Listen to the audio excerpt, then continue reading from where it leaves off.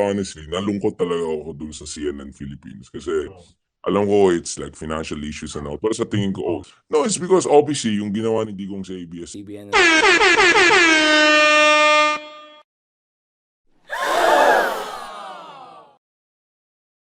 By the way, my name is David Beat. At sa mga katikay natin dyan, shoutouts po sa inyo. Sa mga kababayan nating OFWs na nanonood. Ingat-ingat po, stay safe, and kayo po yung mahal na mahal namin. By the way, pag-usapan na natin ngayon. Yung palang Cable News Network Philippines, yun palang CNN Philippines nagsara. Meron po silang lost na 5 billion pesos. Grabe naman. Ilang taon lang sila nag-operate, 9 years ata. From what I heard, March 2015 nag-start umere sa Pilipinas. And I think wrong timing ang pagpasok sa Pilipinas niyan. Bakit? Established na ABS-CBN, GMA7, and that time naghahabol pa yung TV5. Pero ngayon, look at TV5 ha.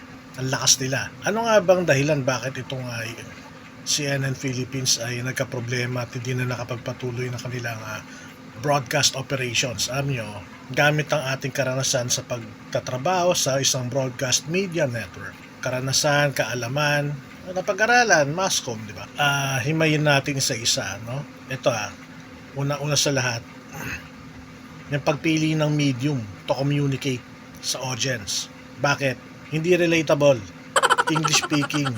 Huwag na tayo lumayo. Sa mga radio stations na lang Ilan ang mga radio stations na English speaking dati, nag-reformat na ngayon, nagtatagalog na. Classic example, LS. Pangmasa na sila ngayon. Mga nag-convert na sa pagtatagalog.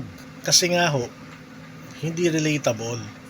Tingnan niyo yung mga anchor nila, isa pang factor yun If you look at them, hindi mo ramdam na sila yung magbabalita para sa Pilipino. Hindi mo ramdam na ang kanilang pagbabalita ay nakadesenyo para sa nakararami nating mga kababayan. Parang ang konyo tingnan ng reputation. Hindi nakabuti. Tapos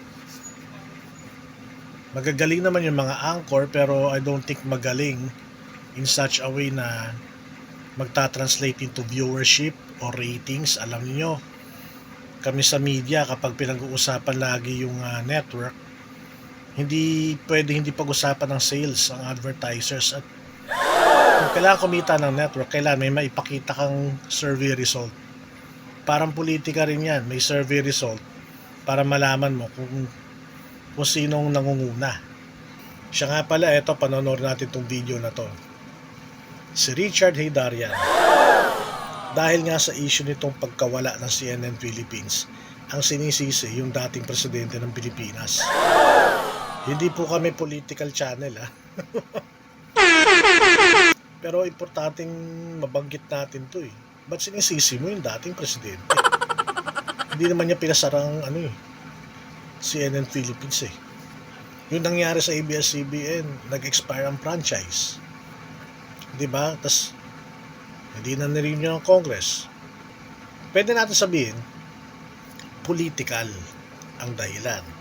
Pero hindi tama sabihin natin na dahil naapektuhan yung ABS-CBN, tingin mo nawala na ng kredibilidad lahat ng mga journalist sa buong Pilipinas.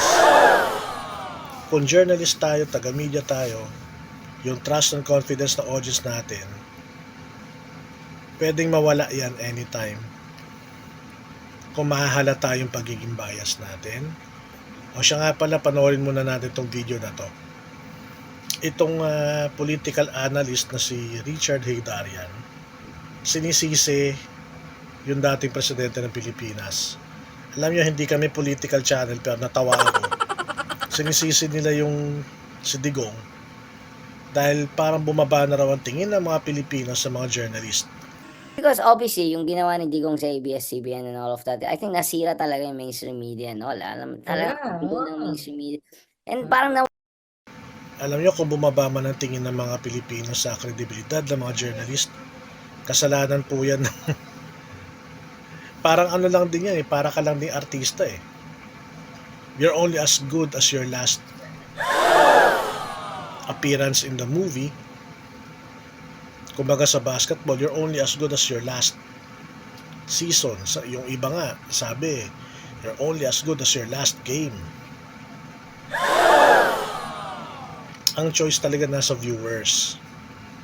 So wag natin isisi sa gobyerno. Hindi ko sinasabing sisihin ninyo yung audience. Pero ang importante rito, we learn through experience. And kung nagustuhan niyo yung video, like and share na lang, subscribe.